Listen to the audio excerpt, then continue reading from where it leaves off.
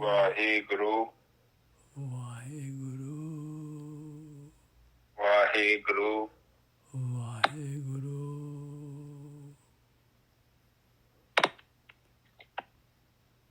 ਵਾਹਿਗੁਰੂ ਵਾਹਿਗੁਰੂ ਵਾਹਿਗੁਰੂ ਵਾਹਿਗੁਰੂ ਵਾਹਿਗੁਰੂ ਵਾਹਿਗੁਰੂ ਵਾਹਿਗੁਰੂ ਵਾਹਿਗੁਰੂ ਵਾਹਿਗੁਰੂ ਹੁਣ ਸਾਧ ਸੰਗਤ ਜੀ ਤੁਸੀਂ ਚੁੱਪ ਹੋ ਜਾਓ। ਵਾਹਿਗੁਰੂ ਵਾਹਿਗੁਰੂ ਵਾਹਿਗੁਰੂ ਵਾਹਿਗੁਰੂ ਵਾਹਿਗੁਰੂ ਵਾਹਿਗੁਰੂ ਵਾਹਿਗੁਰੂ ਵਾਹਿਗੁਰੂ ਵਾਹਿਗੁਰੂ ਜੀ ਕਾ ਖਾਲਸਾ ਵਾਹਿਗੁਰੂ ਜੀ ਕੀ ਫਤਿਹ।